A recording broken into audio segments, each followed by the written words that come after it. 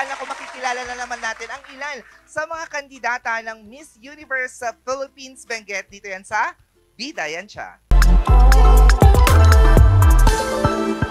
Siyempre, kasama nga natin ang tatlo sa mga kandidata. Oo, nakilala natin ang unang tatlo nung nakaraang linggo. Ngayon naman, tatlo ulit. Diba? Ang dami nila talaga, no? Tapos ang gaganda pa. Ang ganda nila, ang tatangkad nila. Insecure. Kasama natin ngayon si Dolly Joy Macaburas ng Ambyong La Trinidad. Hello po, good morning. Magandang umaga sa'yo, Dolly. Kamusta ang umaga mo? Puyat. Sabi ko na pa eh. Puyat.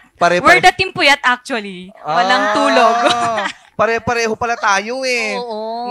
Siyempre kasama din natin si Miss Mary Jennifer Moltio ng... Moltio, tama? Molcho. Moltio ng Bugyas. Gawi say agaw, kakailyan. Oh, puyat ka din. Yes, galing po sa biyahe. Hindi halata. Pagod. Oo, mga ganyang mga mukhang kahit na puyat, hindi halata, no? Ba't yun sa atin? Ba't sa atin? Natulog ka naman ng 8 hours. 12 hours pa minsan. Oo, pagkagising mo, ngarag ka pa rin. Eto din isa, si Meiji Claire Sotero ng Tublay. Hello. Hello po, maptang jag sa pasun si Katedjon Umin, tan maptang kitjon umin, ni man jag sa pa. Maptang. Pa-translate, yes. Good morning to each and every one of us, and beautiful po tayong lahat. Sabi ko na, doon talaga ako, doon ako naniwala eh. Sa good morning, okay na. Sa inyo na yun. Ayaw nyo na yung good Yung morning. maganda kami sa umaga. Yun yung Doon na lang importante. tayo. Yes, Oo. please. Thank you very much Okay. for saying that. We are beautiful. Kamusta so far ang inyong journey sa darating na grand coronation ng MUPH? Unahin natin si Miss Ambyong. Schedule-wise, we did not expect that ganun pala ka-hectic talaga. So the organization is really trying to instill to us that we will be having a very busy schedule, whoever will move forward. Oh, yes, yeah. So, yung napili na kayong lahat, na ilatag na sa inyo kung ano yung mga dapat ninyong gawin. Truly. O anong mga naging favorite mo so far na activities? One memorable activity is we visit Bethesda, so that's a charity. We have the chance to be with the kids. We have the chance to show their talents. Ang gagaling nilang mag-gitara, ang gagaling nilang mag-choir. And it's very fulfilling for us that it touch us emotionally. Kasi nakita namin na may kagandahan. Rami-rami nang nangyayari sa mundo, like corruption, hatred. Meron pa rin tayong simpleng magagawa by just giving like bread or juice to the kids. Yes. Totoo yan. Real, no? Kailan kayo magdadala dito? Oo nga. Just! Kami rin naman wala rin. Oo. Meron po, kids pa po Kids at kami. heart. Diba?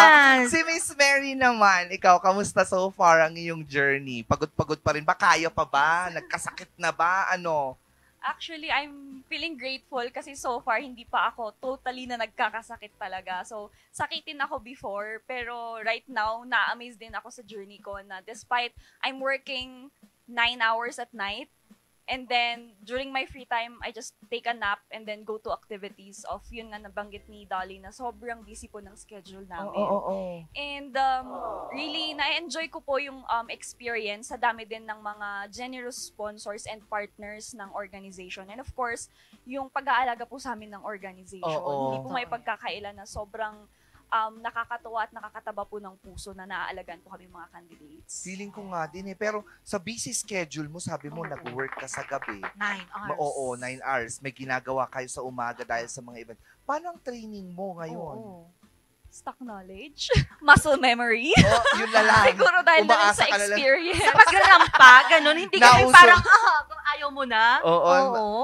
Siyempre may mga times na parang nadidrain na talaga tayo sa activities and everything. Pero I think because of my experience din po, just to share with you, I started joining pageantry when I was 5 years old.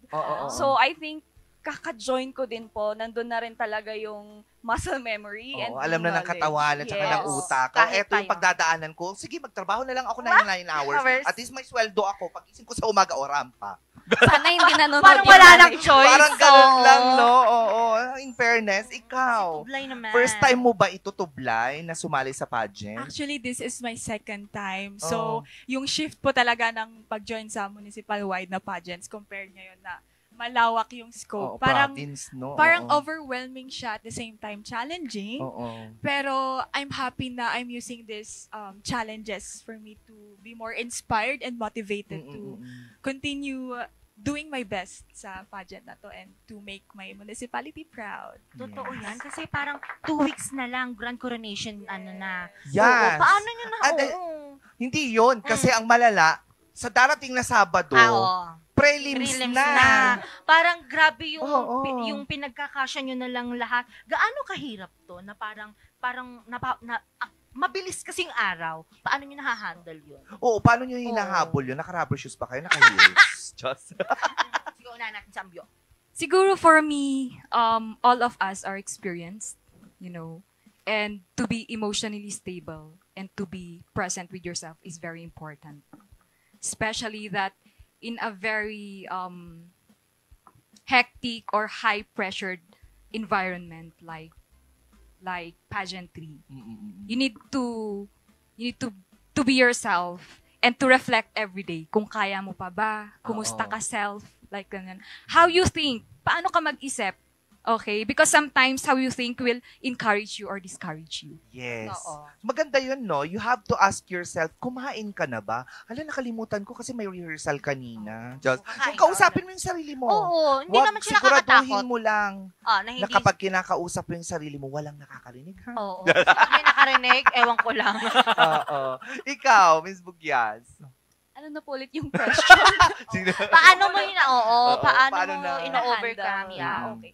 So, for me po, I think I really had to prepare myself mentally and physically before pa kami sumalang sa screening ng Miss Universe Philippines Benguet. And knowing kasi na it's a bigger title, no, that we're vying for, I really had to prepare myself mentally because in my experience din po before, sadyang nakaranas din po ako ng mental health challenges because of pressure, time management challenges, and yung andun din yung takot minsan na kapag ka hindi handa yung mga gamit mo, walang financial source, 'di ba? Grabe po yung pressure talaga mentally. So, Yes. I had to prepare myself, and right now, despite nakaka-experience pa rin ako ng challenges in my journey, kinakausap ko lang din po talaga yung sarili ko, and See? nagdadasal na lang talaga ako na, Lord, alam kong hindi mo ako ilalagay sa sitwasyon na to na hindi ko kaya. Yes. So, pipiliin kong kayanin.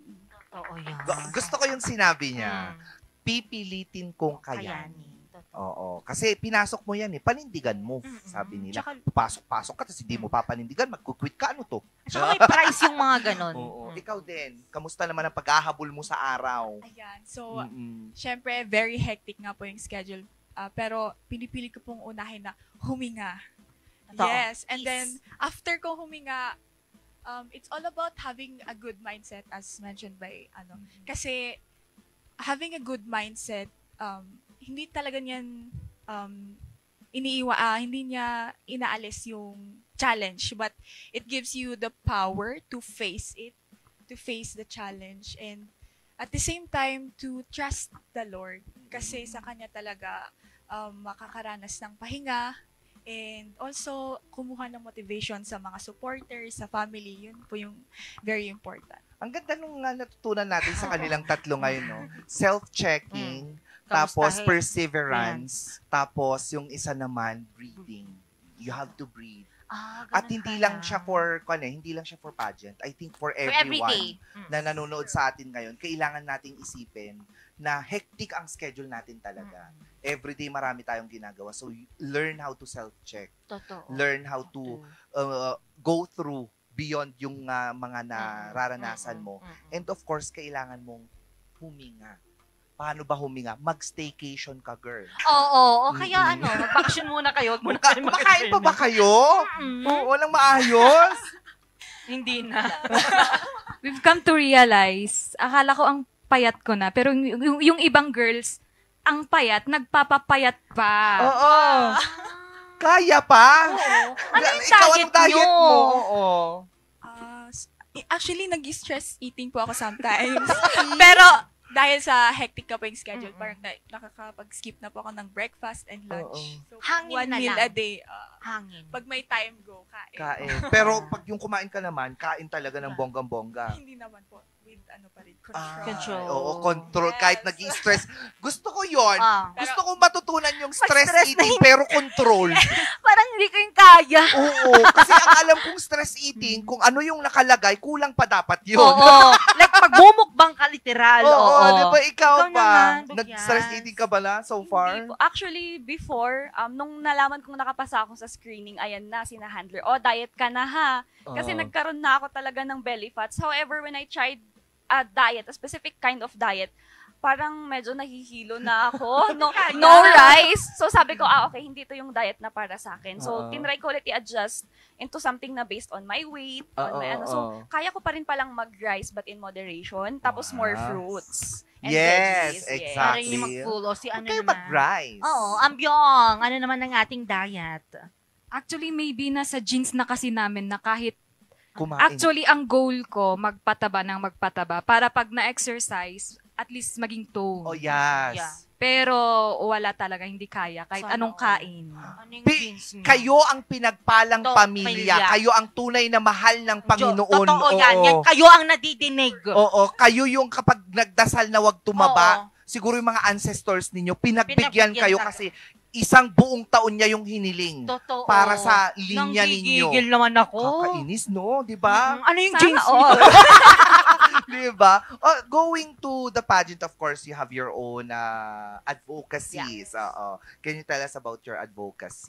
So, my advocacy is entitled Shape, a pathway towards a better present and even brighter tomorrow for Benguet. So, ito po is centered po sa sports and health. Kasi, through sports, dun ko po nakuha yung healing ko kasi I was struggling with my mental health during these times. And then, dahil po sa volleyball, dun ko po nakuha yung confidence, kung nakapag-express po ako ng sarili ko. And I really wanted also to help other people who are experiencing the same. Especially sa youths kasi very much inclined sila sa technology din, sa social media. And the very big factor yun na nakaka-affect ng mental health. And through sports, parang nababaling yung kanilang attention. And nakakapag-take care din sila ng physical health and then mental health. Yun po. Ang napakagaling Oo, sports. Yes. Oo, dati may sports din ako. Eh. Ano? Ha? Ano? Jackstones. Ay, oo. Nag-ano ka dyan, no? Nakipag May national. liga kami dyan. May na- Liga ng mga Jackstoners. Pero mag-volleyball ka? Opo. Really? Halata, actually, sporty siya. Oo, Oo. no? Parang, ito yung Parang feeling spiker ko ka ba? Pag akong ganito, hindi ako maglalaro ng sports. Sa bahay Masyado lang. akong maganda. Ah. Oo, hindi ako hahawak ng kahit anong klaseng bola. Pwede rin, Pwede. pwede rin namang maging magandang maglaro. Totoo, Mag-spot. exactly, oo. Ano Andiyan na ba? yung bola? Ah, Ganun lang. ganun ba? Oo. Very demure. Very demure. Diba? How about si Bugyas? Ano naman ang iyong advocacy? Ayan. So, for my past journey sa pageantry, talagang nakafocus ako sa mental health because I experienced mental health challenges myself. However, when I stopped joining pageantry for 3 years, I took a rest kasi nga may na-face din ako na mental health challenge. And then I became part of non-government organizations. And then later on, I realized na I want to advocate for transformational leadership. It's more on, training and equipping future leaders to become effective and effective leaders with integrity. So, dun po sa organization namin, sakop namin ng iba't ibang advocacies. So, supported namin ng mental health, grassroots sports, 10K on environment, sustainability, tourism, sustainable tourism, what else? Digital learning. So, kumbaga, ngayon po, ang nagiging role ko is really to train individuals who want to become leaders, trainers, and mentors. And some of my most favorite activities is yung pagiging mentor po sa painting, wherein we utilize painting as a way to express our feelings or emotions to help cope with mental health as well. So since yun talagang focus ko before, mas marami po talaga akong experience sa mental health. health. But I want to, expand my skills and knowledge talaga since na based sa mga nakita ko sa experiences ko is nakapag-engage na ako sa different advocacies. And sa nangyayari po sa Pilipinas ngayon, we really need to build effective and leaders with integrity. So, it's very important po na alamin po natin kung ano yung potential ng mga youth and i-empower natin sila. Bigyan natin sila ng support in order for them to, discover more about themselves and teach them to really work with honesty. Yes. Honesty is keeping off the grass. Akala ko is the best policy. Pa ba yun? Keep off the grass is the best policy. Just. You get that? I get it! I get it. Yes. How about si Ambyong? Okay. For me naman, I realized that I'm advocating a lot of advocacy depending on the environment where I am in, sa work, sa church.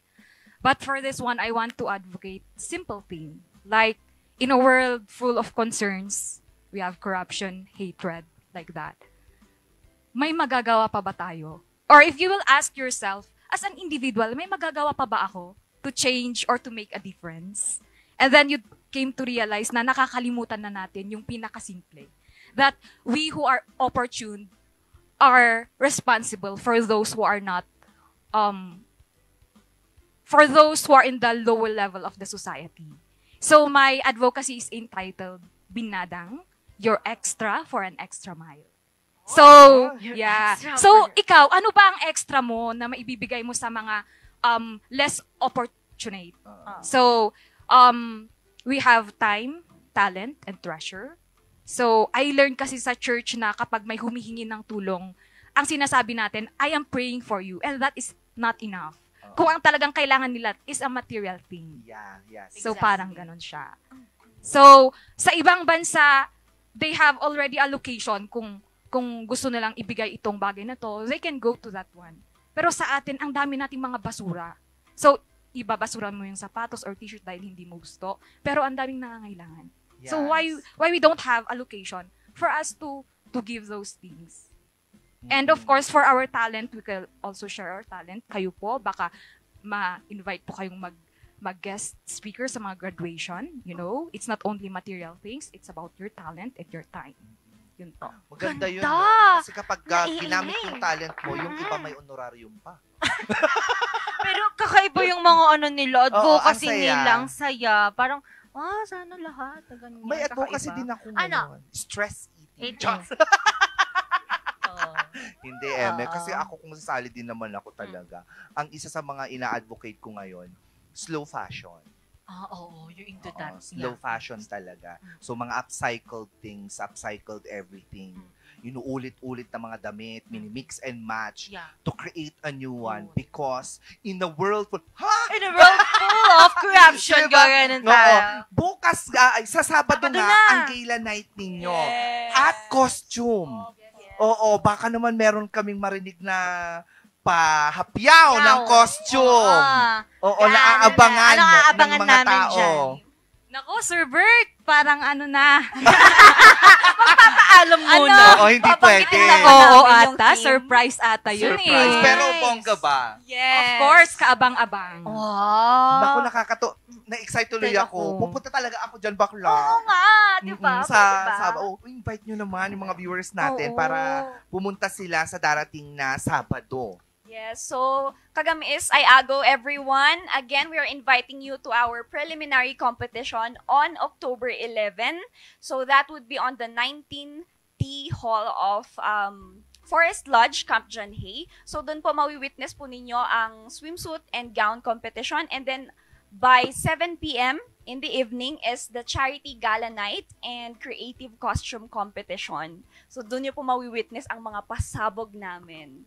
And then on the 19th will be our coronation night. That will be on Cap John Hay Trade and Cultural Center. May time na ba? May To be announced po yung time for the coronation, but for preliminary, it would be 1 p.m. and then the charity gala night would be 7 p.m. So magkaiba yon. Separate yung 1 and 7. Yes po. So saan ako pupunta doon? 1 and Dalawa. 7? Oo. Iaano mo dun. O di kailangan ko ng dalawang outfit Out- din. Cycle. Hindi. Isa lang yung na paggawa ko.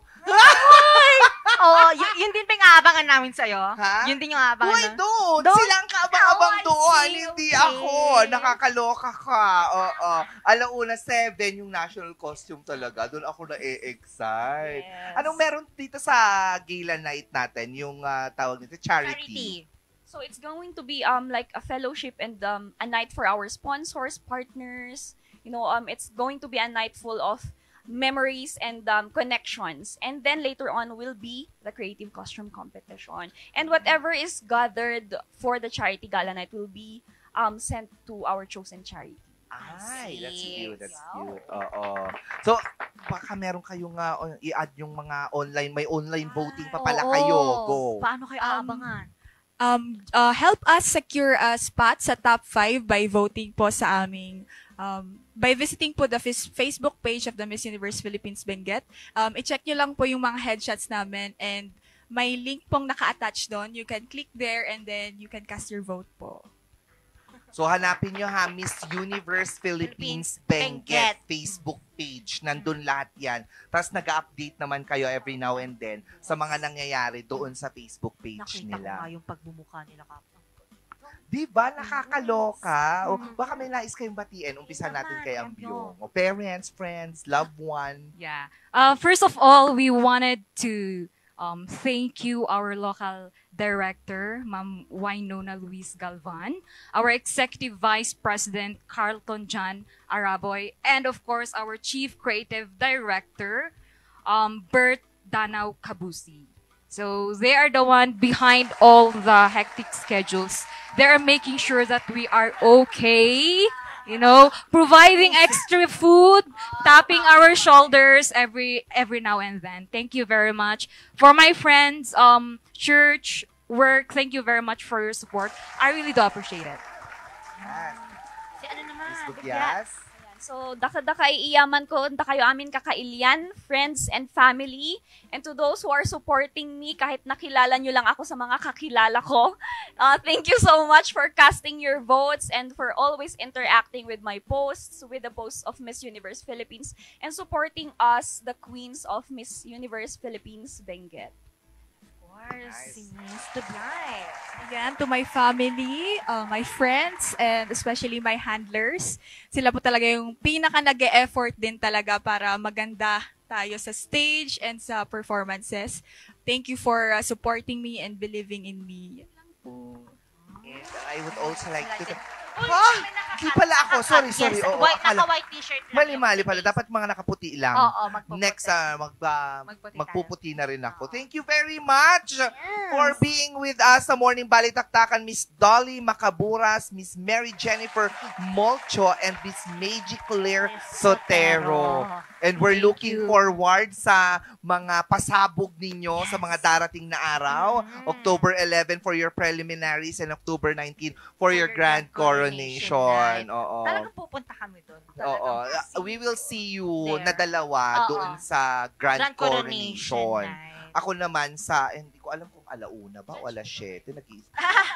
Hindi. Siya yung ano. Magaganda-gandahan lang talaga ako doon. Literal. Rampa lang siya lang doon. Oo. Para. Bibili nga rin ako ng mga ganyang sapatos para kunwari, Kwan. Candidate ka. Oo, candidate. Uy, Miss Bea Miss po. Bea. Representing.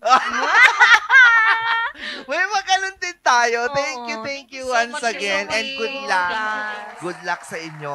Tricky. Ang gaganda ng mga advokasya nila. Talagang tagisan, hindi lamang ng ganda, kundi talino at advokasya.